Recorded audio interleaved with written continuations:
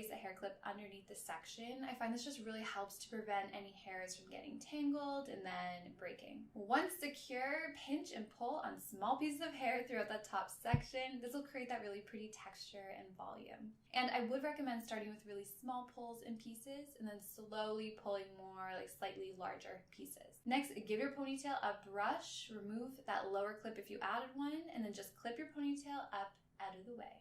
Next section, place your fingers at your hairline about an inch down from your previous section, and you just want to trace back and down in a V shape, meeting in the middle. And then completely section the section off from the rest of your hair, and for a more polished look, you can smooth down the sides with a comb before tightly securing your ponytail with a hair elastic. Then same idea as the previous section, pull on some small pieces to add some volume and pull upwards at the top, and then you can slowly pull downwards at the bottom to create that swooped look. But you could also just leave it if you want to. All right, time to create our pull through. So unclip that top ponytail from earlier, divide it down the middle into two sections. So you have a left and a right. And then grab that lower ponytail, bring it up in between those two sections and clip it out of the way. For your next section, place your fingers at your hairline, again an inch down from your previous section, and just trace back and down in a slight V shape, meeting at the back in the middle. And then gather in those two pieces from earlier into this new section and completely separate it from the rest of your hair. And then tightly secure it all together with another hair elastic. All right, same as before, pull on the tops of the sides to add volume, and then pull on the bottoms to create that really pretty swooped look. All right, unclip that top section from earlier, and you can see we've created our first pull through. So it's time for the best part. Hold onto the hair elastic that you just secured with one hand, and then with the other hand, pinch and pull on small pieces of your pull through. And you want to pull on pretty much every single piece of hair to create that really full, bubbled look.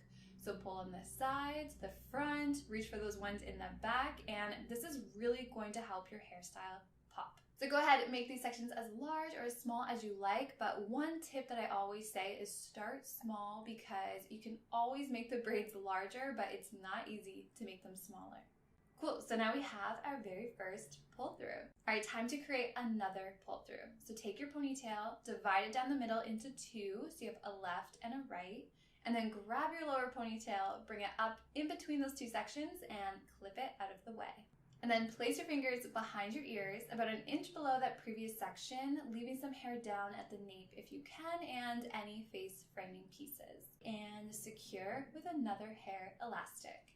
So once you've fanned out the sides, unclip that top section and pancake your second pull through braid. I really like the look of the top one being slightly smaller than the second one, so I went ahead and pulled the second one a little bit larger.